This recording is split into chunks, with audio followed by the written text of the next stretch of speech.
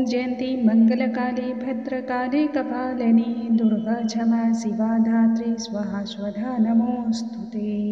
ओम तुम दुर्गाय नमः। नमस्कार दोस्तों, आज की इस वीडियो में हम दुर्गा महात्म्य के दुर्गा सप्तशती के 11वें अध्याय का वर्णन करने वाले हैं। नवरात्रि के छठे दिन 11वें अध्याय का श्रवण किया जाता है, 11वें अध्याय का पठन किया जाता है। हे जगत जननी माँ, हम सभी पर आप अपनी कृपा दृष्टि बनाए रखना। हे माँ चामुंडे, आपको हमारा कोटि कोटि नमस्कार है। हे विंध्यवासिनी माँ, आपको हमारा बारंबार प्रणाम है। जो माँ अपने भक्तों के दुख को देख करके विह्वल हो जाती हो, जो माँ इतनी कल्याणमयी हो कि जगत के कल्याण के लिए अनेक प्रकार के उन्होंने कल्याणार्थ कार्य किए हों, उन भगवती देवी को हम नमस्कार करते हैं। नवरात्रि के छठे दिन हम माँ कात्यायनी की पूजा करते हैं। जो भी भक्त माँ कात्यायनी की पूजा करते हैं, दुर्गा के 9 स्वरूपों की पूजा करते हैं, उन्हें माता की पूजा के साथ ही श्री दुर्गा सप्तशती का पाठ भी करना चाहिए। यदि वह पाठ नहीं भी कर सकते हैं तो भी संपूर्ण लाभ की प्राप्ति के लिए दुर्गा सप्तशती के पाठों का श्रवण करना चाहिए। इससे भी मनुष्य का कल्याण होता है। परम गोपनीय से भी गोपनीय यह पाठ हम सभी के कल्याण हेतु बना हुआ है। आज के इस वीडियो में हम सुनेंगे दुर्गा सप्तशती के 11वें अध्याय का पाठ, जिसे कि छठे दिन सुना जाता है। हे भगवती देवी, आपको हमारा कोटि कोटि नमस्कार है। सर्वप्रथम हम भगवान श्री गणेश का ध्यान करेंगे, जो कि हमारे प्रथम पूज्य देवता हैं, और उसके बाद पाठ का आरंभ करेंगे। इस पाठ में देवताओं द्वारा भगवती माँ की स्तुति की गई है तथा देवी के द्वारा देवताओं को वरदान दिया गया है। आइए पाठ को आरंभ करते हैं। श्री वक्रतुंड महाकाय सूर्यकोटि समप्रभा निर्विघ्नं कुरु मे देव सर्वकार्येषु सर्वदा। ओम दुम दुर्गाय नमः। मैं भुवनेश्वरी देवी का ध्यान करती हूँ। उनके श्री अंगों की शोभा आभा प्रभात काल के सूर्य की सदृश्य है। मस्तक पर चंद्रमा का मुकुट है। उभरे हुए स्तनों और 3 नेत्रों से माँ युक्त हैं। उनके मुख पर मुस्कान की छटा बिखरी हुई रहती है और हाथों में वरद, अंकुश, पास और अभय मुद्रा शोभा पा रहे हैं। ऋषि कहते हैं, देवी के द्वारा महादैत्यपति शुंभ के मारे जाने पर इंद्र आदि देवता अग्नि को आगे करके उन कात्यायनी देवी की स्तुति करने लगे। उस समय अभीष्ट की प्राप्ति होने से उनके मुख कमल दमक रहे थे और उनके प्रकाश से 10 दिशाएं भी जगमगा उठी। देवता जन बोले, हे शरणागत की पीड़ा को दूर करने वाली भगवती, हम पर आप प्रसन्न हो। संपूर्ण जगत की माता, आप हम पर प्रसन्न हो। हे विश्व की रक्षा करने वाली देवी, तुम ही चराचर जगत की अधिष्ठात्री हो और इस जगत का एकमात्र आधार भी तुम ही हो, क्योंकि पृथ्वी के रूप में तुम ही स्थित हो। हे देवी, तुम्हारा पराक्रम अतुलनीय है। तुम ही जल के रूप में स्थित होकर संपूर्ण जगत को तृप्त करती हो। तुम अत्यंत बल संपन्न वैष्णवी शक्ति हो। इस विश्व की कारणभूता माया तुम ही हो।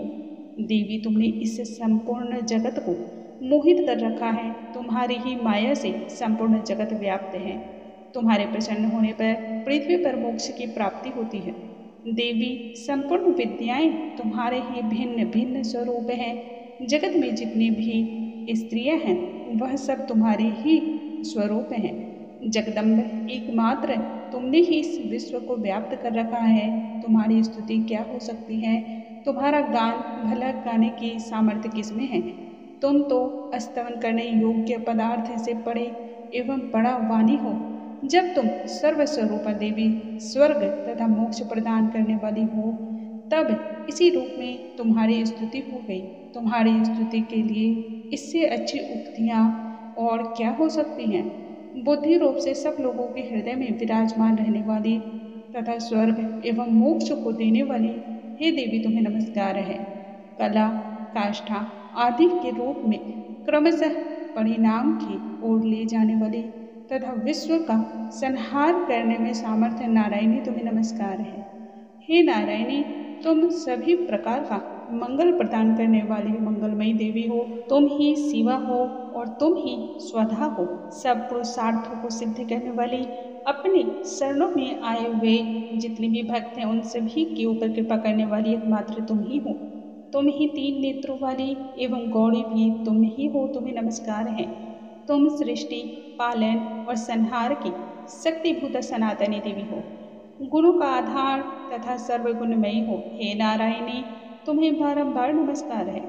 शरण में आए हुए दीनों एवं पीड़ितों की रक्षा में संलग्न रहने वाली तथा सबके कष्टों को दूर करने वाले एकमात्र देवी तुम ही हो। हे देवी, तुम्हें नमस्कार है। हे नारायणी, तुम ब्रह्माणी का रूप धारण करके हंसों से जुते हुए विमान पर विराजमान होती हो तथा उस मिश्रित जल को छिड़कती रहती हो।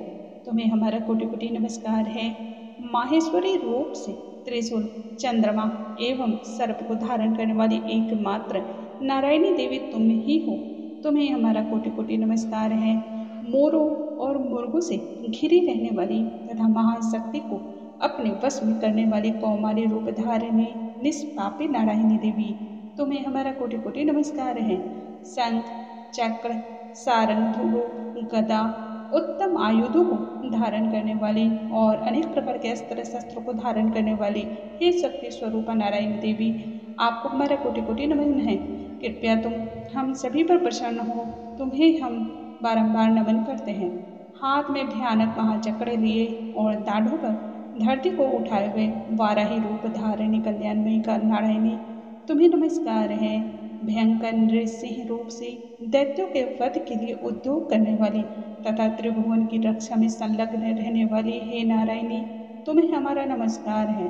मस्तक पर किरीट और हाथ में महावज्र धारण करने वाली, सहस्त्र नेत्रों के कारण उद्दीप्त दिखाई देने वाली और वृत्तासुर के प्राणों का हरण करने वाली इंद्र शक्ति स्वरूप नारायणी देवी, तुम्हारा हमारा कोटि कोटि नमस्कार है। शिव दूती के रूप में सेनाओं का और दैत्यों का संहार करने वाली, भयंकर रूप धारण तथा विकट गर्जना करने वाली हे नारायणी देवी, तुम्हें नमस्कार है। दाढ़ों के कारण अत्यंत विकराल मुख वाली, मुंडमाला से सुशोभित मुंडमाला धरी चंड मुंडा रूपनी हे नारायणी देवी, तुम्हें नमस्कार है। लक्ष्मी, लज्जा, श्रद्धा, पुष्टि, महाविद्या, स्वधा, ध्रुव, महाकाल रात्रि तथा महाविद्या रूपिणी हे नारायणी, तुम्हें हमारा नमस्कार है। मेधा, सरस्वती, वरा, भूति, ब्राह्मवी, तामसी, नियता तथा ईसा रूप में आप ही विद्यमान हो।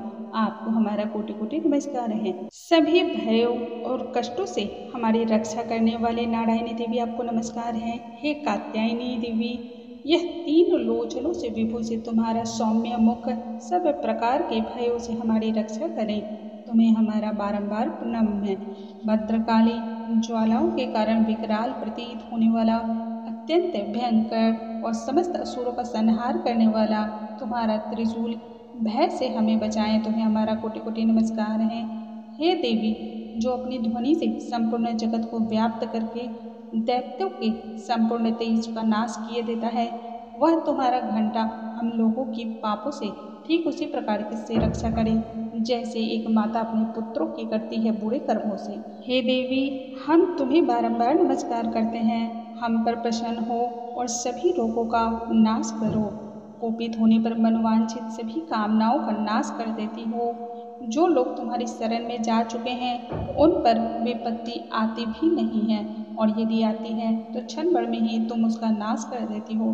तुम्हारी शरण में गए हुए मनुष्य दूसरों को आश्रय देने वाले हो जाते हैं।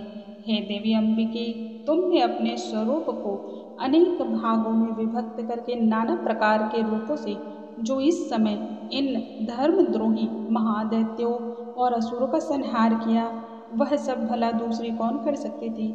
विद्याओं में, ज्ञान को प्रकाशित करने वाले शास्त्रों में तथा वेदों में तुम्हारी सेवा और किसका वर्णन किया जा सकता है, तथा तुमको छोड़कर दूसरी ऐसी कौन शक्ति है जो इस विश्व के अज्ञान में अंधकार से उसे बाहर निकाल सके और ममता रूपी आवरण उड़ा सके। जहाँ राक्षस, जहाँ भयंकर विष वाले सर्प, शत्रु, लुटेरों की सेना और जहाँ दावानल हो, वहाँ तथा समुद्र के बीच में भी साथ रहकर तुम विश्व की रक्षा करती हो।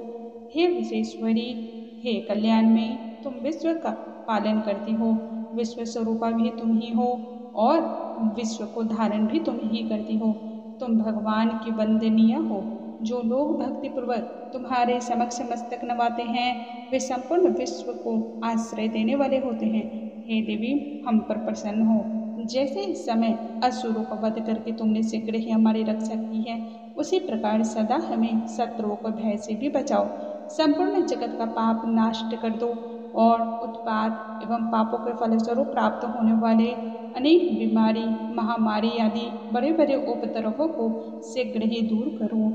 विश्व के पीड़ा का हरण करने वाली हे देवी, हम तुम्हारे चरणों पर शरण नवाते हैं। हम पर प्रसन्न हो माँ। त्रिलोक निवासियों की पूजनीय परमेश्वरी भगवती, सब लोगों को वरदान दो। तब देवी बोली, हे देवताओं, मैं वरदान देने को तैयार हूँ। तुम्हारे मन में जिस भी वरदान की अभिलाषा हो वह मुझसे मांग लो। संसार के कल्याणार्थ मैं उस वरदान को तुम्हें अवश्य ही दूंगी। तब देवता बोले, हे सर्वेश्वरी, हे भगवती माँ, तुम इसी प्रकार तीनों लोगों की समस्त बाधाओं को शांत करते हुए हमारे शत्रुओं का नाश करती रहो। देवी बोली, देवताओं, वैवस्वत मनवंतर के 28वें युग में शुंभ और निशुंभ नाम के दो अन्य महादैत्य उत्पन्न होंगे। तब मैं नंद गोप के घर में उनकी पत्नी यशोदा के गर्भ से अवतीर्ण होकर विंध्याचल में जाकर निवास करूंगी और फिर उन दोनों असुरों का नाश भी करूंगी। फिर अत्यंत भयंकर रूप से पृथ्वी पर अवतरित होकर मैं विप्रचित्त नाम वाले दानवों का भी वध करूंगी। उन भयंकर महादैत्यों का भक्षण करते समय मेरे दांत अनार के पुष्प की भांति बिल्कुल लाल हो जाएंगे। तब स्वर्ग लोक में देवता और मृत्यु लोक में सभी मनुष्य मेरी स्तुति करते हुए मुझे रक्तदंतिका कहेंगे। फिर जब पृथ्वी पर 100 वर्षों के लिए वर्षा रुक जाएगी और पानी का अभाव होगा, उस समय मुनियों की स्तुति करने पर मैं पृथ्वी लोक में अयोनिजा रूप में प्रकट होंगी और 100 नेत्रों से मुनियों को देखूंगी। अतः मनुष्य मुझे शताक्षी नाम से जानेंगे। हे देवताओं, उस समय मैं अपने शरीर की उत्पन्न हुए शाखों द्वारा समस्त संसार का भरण पोषण करूंगी। जब तक वर्षा नहीं होगी तब तक वे सभी प्राणियों की रक्षा करेंगे। ऐसा करने के कारण पृथ्वी पर शाकंभरी के नाम से मेरी ख्याति होने वाली है। इसी अवतार में मैं दुर्गम महानमक महादैत्य का वध भी करूंगी। इससे मेरा नाम दुर्गा देवी के नाम से प्रसिद्ध होगा। फिर मैं जब भीम रूप धारण करके मुनियों की रक्षा के लिए हिमालय पर रहने वाले राक्षसों का भक्षण करूंगी, उस समय सभी मुनि भक्ति पूर्वक नमस्कार करके मेरी स्तुति करेंगे और तब मेरा नाम भीमा देवी के रूप में प्रसिद्ध होगा। जब अरुण नामक दैत्य तीनों लोकों में भारी उपद्रव मचाएगा, तब मैं तीनों लोगों का हित करने के लिए 6 पैरों वाले असंख्य भ्रमरों का रूप धारण करके उस महादैत्य का वध करूंगी। उस समय सब लोग मुझे ब्राह्मणी के नाम से मेरी स्तुति करेंगे। इस प्रकार जब जब संसार में दानवीय बाधाएं उपस्थित होंगी, तब तब अवतार लेकर मैं शत्रुओं का संहार करूंगी और हर समय मैं मौजूद भी रहूंगी। इस प्रकार से देवी महात्म्य के 11वें अध्याय की समाप्ति होती है। हे माता रानी, आपकी जय हो। हे दुर्गा महारानी माँ, आपको मेरा कोटि कोटि नमस्कार है। हे चंडी के माता रानी, आपको नमस्कार है। हे भगवती माँ, आपको हमारा बारंबार नमस्कार है। हे जगत का कल्याण करने वाली विंध्यवासिनी माता रानी, आपकी जय जयकार हो। इस प्रकार से 11वें अध्याय की समाप्ति होती है। अगले वीडियो में हम 12वें और 13वें अध्याय का ध्यान करेंगे और माता रानी के आगे के स्वरूप को जानेंगे। किस प्रकार से माता रानी ने सभी कष्टों का निवारण क्षणिक भर में ही कर दिया है। तब तक के लिए नमस्कार दोस्तों।